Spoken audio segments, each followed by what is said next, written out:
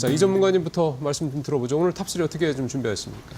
네, 첫 번째 소식은 어저께 또 핫한 이슈였던 LG CNS 관련된 소식을 좀 가져왔습니다. LG CNS가 IPO 대여로 꼽히면서 어저께 상장을 했는데요. 코스피 상장 첫날 10% 가까운 하락을 나타내고 있습니다. 시장에서 전문가들은 역시나 가격이 비싸기 때문이다라고 얘기를 하고 있고요. 공모주 청약에 따라 나섰던 개인 투자자들의 투자 평가 가치 자체가 어제 하루 만에 한 340억 원 정도 증발했다라고 보여지고 있습니다. LG CNS가 첫날부터 약세를 기록하면서 코스피 200 지수에 조기 편입하기도 쉽지 않아졌는데요. 이는 주가 지수를 추종하는 자금이 유입돼 주가를 끌어올리기도 앞으로 기대하기 힘들다라는 의미입니다. 이날 LG CNS는 올해 IPO 시장 분위기를 가늠할 수 있는 지표로 주목을 받았지만 시장의 한파 분위기는 계속 이어지고 있습니다. 다음은 닛산과 혼다 소식입니다. 세계 완성차 업계 7위와 8위인 혼다와 닛산 자동차 간 경영 통합 협상이 2개월여 만에 사실상 결렬되고 있는 수순입니다. 당초 두 회사는 지주회사 방식으로 경영을 통합하는 방향을 협의하고 있었지만 통합 비용 등 세부 조건에서 입장차를 좁히지 못했습니다. 이에 따라 닛산의 눈독을 들이던 대만의 폭스콘이 다시 등장할 가능성도 있어 보이는데요. 앞서 폭스콘은 닛산 인수를 제안했지만 일본 정부가 혼다를 테이블로 끌어들였다는 게 업계 분석입니다. 폭스콘은 닛산을 인수해 전기차 시장에 진출하겠다라는 전략으로 보이고 있습니다. 마지막은 딥시크 금지령입니다. 국내 기업과 기관들이 중국 AI 딥시크 사용을 금지하기 시작했습니다. AI 학습용 정보를 과도하게 수집한다는 의혹이 불거지는 등 보안상의 문제가 발생할 수 있는 데 따른 조치로 풀어지고 있습니다. 첫 번째 사례로 정부 부처인 산업통상자원부와 한수원, 한전 KPS가 딥시커 사용을 금지했습니다. 또한 오픈 AI와 손잡은 카카오는 전체 임직원을 대상으로 딥시커 사용을 금지해 개인정보 유출 가능성도 차단하고 오픈 AI와의 동맹도 강화하려는 효과를 노리는 것으로 분석됩니다. 현재 우리나라뿐만이 아니라 호주, 이탈리아, 대만도 이용을 금지하고 있으며 이 외에 일본, 영국, 네덜란드 등에서도 딥시크 사용과 관련해 각종 규제를 집중적으로 검토하고 있습니다. 자, 두 분 오늘 출발상 어떻게 보고 계신지 말씀을 좀 들어보겠습니다. 일단 잠깐 시장 상황 보면은 코스피 0.35%, 코스닥 0.79%로 코스닥은 조금 더 올라갔고 코스피는 조금 둔화되는 그런 모습이기도 하고요. 개인이 지금 둘 다 사고 있고 오늘은 외국인이 양쪽 다 팔고 있네요. 기관도 조금이지만 오늘 양쪽 다 사고 있고 현재 좀 그런 상황입니다. 자, 먼저 이 전문가님부터 좀 볼까요? 출발 상황 어떻게 좀 보고 계세요? 네, 시장 출발은 나쁘지는 않습니다. 한 가지 조금 걸리는 점이 수급이 어저께 시장이 좋은 거에 비해서 수급이 많지 않았다라는 게 저도 자꾸 좀 걸렸었는데 오늘 아침에도 수급이 이렇다 할 색깔을 좀 보여주진 않고 있어요.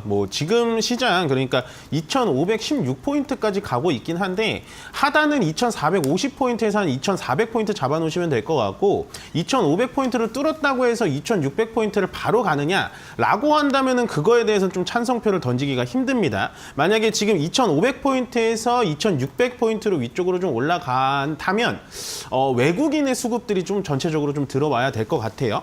아마 화면을 제 화면으로 살짝 전환을 좀 해주시면 좀 좋겠는데 지금 코스피와 코스닥의 좀 그림을 보여드리고 있습니다. 제가 이렇게 지금 이동평균선이라는 거를 상당히 좀 진하게 칠해놨는데요.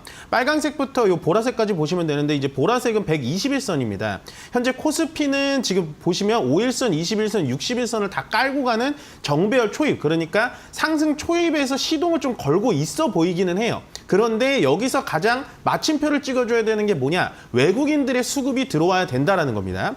그에 반면에 이제 코스닥을 좀 본다면요. 코스닥은 현재 121선까지 이 보라색 선까지 밑으로 좀 깔아주고요. 현재 밑에 5일선, 21선, 60일선까지 또 밑으로 완벽하게 깔아주는 정배열로 전환하는 그런 모습을 코스피보다 먼저 보여주고 있어요. 이 이유인 즉슨 현재 요즘에 코스피보다는 코스닥이 조금 더 탄력이 좋고 코스닥의 종목들이 여러분들의 수익을 조금 더 안겨주지 않았나라는 거를 반증하는 이유기도 하고요. 역시나 이제 코스닥은 저희가 봤을 때는 코스피보다는 위쪽으로 탄력성이 훨씬 더 좋아 보입니다. 지금 보시면 770포인트까지는 올라갈 수 있을 거로 보여지고 코스피가 조금 걱정이긴 한데요. 일단은 2,450포인트는 저점으로 방금 말씀드렸다시피 이런 식으로 잡아주시면 될 것 같고 위쪽으로 2,600포인트 뚫고 2,700포인트까지 올라가려면 어떠한 퍼포먼스가 나와야 되냐? 삼성전자가 위쪽으로 좀 올라가 줘야 돼요. 지금 지수의 이런 움직임 보시면 지수의 이런 흐름과 삼성전자의 흐름과 상당히 비슷하다라고 보시면 됩니다. 삼성전자도 계속해서 강조드리지만 더 이상 떨어지기는 힘든 자리예요. 그렇지만 여기서 올라가려면은 정말 오픈 AI와 뭐 소프트뱅크 회장, 손정희 회장과 삼각동맹을 정말 퍼포먼스를 보여주면서 삼성전자가 파운드리를 전담하면서 HBM이라든지 오픈 AI에 들어가는 개발 반도체를 좀 생산한다든지 이러한 뉴스들이 좀 나와야 된다라고 생각이 들고 현재 이지용 회장님의 이제 출장 스케줄을 좀 살펴보다 보니까 뭐 중동 쪽으로 먼저 스케줄을 잡으신다라고 하는데 그쪽에 연계가 될 수 있는 거는 역시나 뭐 지금 반도체 뭐 이런 거보다는 AI 쪽, 뭐 중동 쪽도 이제 기후 변화나 뭐 이런 쪽에 대해서 AI가 네이버도 가서 많이 하고 있긴 하니까 그쪽에 관해서 좀 퍼포먼스가 좀 나와줘야 된다. 아마도 사법 리스크를 좀 벗어냈기 때문에 저는 삼성전자의 뭐 주주는 아니지만 삼성전자를 좀 응원하는 사람으로서 삼성전자가 위쪽으로 좀 올라가줘서 6만 원 뚫고 6만 5천 원 정도 가줘야 우리 코스피 지수도 2,600포인트, 2,700포인트까지 바라볼 수 있는 상황이 되지 않을까라고 생각이 듭니다. 자, 종목별 흐름 한번 두 분은 좀 어떤 게 눈에 띄시는지 한번 들어보죠. 자, 이 전문가님. 네, 요즘 시장은 좀 그림을 잘 그려야 될 것 같습니다. 첫 번째 뭐 시작부터 한다면 일단 AI 소프트웨어 쪽, 그러니까 딥시크발 충격으로 인해서 하드웨어 쪽보다는 소프트웨어 쪽이 좀 잘 가다 보니까 AI는 이제는 뭐 반도체, 고성능 반도체 쪽보다는 소프트웨어 쪽으로 가는 거 아닌가라고 하면서 좀 저가로 할 수 있는 업체들이 좀 올랐다가 그러다가 또 어떤 테마가 붙었냐? 로봇의 소프트웨어를 어쨌든 접목을 시켜야 되는데 그렇게 된다면 로봇 가격도 좀 낮춰지는 거 아닌가라고 하면서 로봇주가 오늘도 계속해서 좋아지고 있고요. 그다음에 로봇주가 또 가다 보니까 오늘은 어디가 또 가고 있냐? 의료 AI 쪽으로 또 가고 있습니다. 결국에는 첫 번째 소프트웨어부터 로봇, 의료 AI까지 결국엔 요즘 시장을 좀 좌지우지하고 있는 건 AI 테마가 아닌가라는 생각이 들고요. 현재 우리나라의 기술력으로 본다면 소프트웨어 쪽 많이 떨어집니다. 로봇 쪽도 마찬가지로 많이 떨어지고 있어요. 그렇지만 제가 봤을 때 의료 AI 쪽은 상당히 실생활에서도 많이 사용을 하고 있고 현재 납품도 많이 하고 있기 때문에 그나마 우리나라에서 가장 강한 기술력을 뽐내고 있는 건 의료 AI 쪽이라고 보여지고 있습니다. 그렇기 때문에 의료 AI가 오늘도 강하게 좀 올라가고 있고요. 마찬가지로 또 같은 맥락으로 본다면 어저께 이제 잠깐 찝어드렸던 카카오가 오늘도 강세를 보여주고 있어요. 물론 카카오와 네이버의 오늘의 약간 양과 음의 변화는 좀 있기는 있습니다만은 역시나 카카오가 오늘은 네이버보다 좀 올라가는 이유는 딱 한 가지입니다. 어저께 딥시크에 대해서 정확하게 마침표를 끊고 오픈 AI 쪽으로 그냥 돌아섰단 말이에요.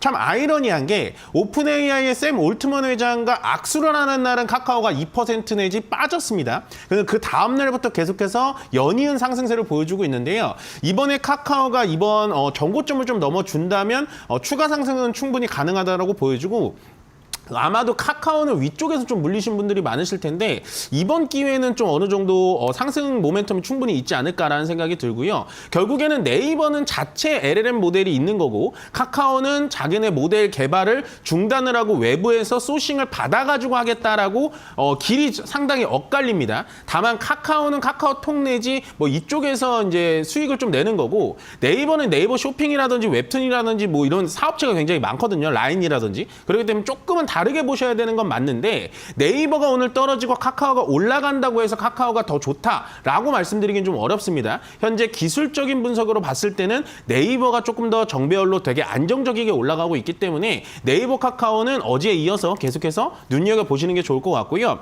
지금 소프트웨어 쪽, 그러니까 AI 쪽에 대해서 제가 많이 말씀을 드렸지만 또 오늘 올라가고 있는 데가 우크라이나 재건 관련된 종목입니다. 다만 제가 좋아하는 섹터는 아니에요. 저는 뭐 이제 소신 있게 투자를 하지만 우크라이나 재건에 관련된 종목들에 대해서도 상당히 유수분리를 잘 하셔야 됩니다. 실질적으로 외국에 나가서 수출과 그다음에 외국에 나가서 수주를 많이 받아오는 기업들에 대해서는 여러분들 투자하셔도 되는데 트럼프 대통령이 당선되자마자 우크라이나 종식을 하겠다라고 했는데 벌써 한 달 가까이 지금 깜깜무소식입니다. 그만큼 쉽지가 않다라는 거예요. 그래서 이렇게 짧은 유형의 재료들의 종목들은 내 매수가가 오셨으면은 그냥 현금으로 현금으로 받으시는 게 맞고요. 수익이 났으면 그냥 현금으로 바꾸시는 게 훨씬 더 낫다. 이런 짧은 테마에는 우리가 올라타지 말자라고 마지막 말씀까지 전해드리겠습니다. 그렇다면 두 분과 함께 오늘 짱키 포인트 살펴보겠습니다. 이민 전문가님 먼저 말씀해 주시죠. 네, 서두에 말씀드렸다시피 시장의 속도가 상당히 빠릅니다. 그 말인즉슨 하루에 주인공이 굉장히 다른 약간 주말 연속극처럼 계속 주인공이 이어지는 게 아니라 단막극처럼 주인공이 계속 바뀌고 있습니다. 로봇, AI, 뭐 의료 AI, 조선, 원전 막 이렇게 바뀌고 있으니까요. 그런 빠른 순환매에 민첩하게 대응하는 여러분들이 되시길 바라겠습니다.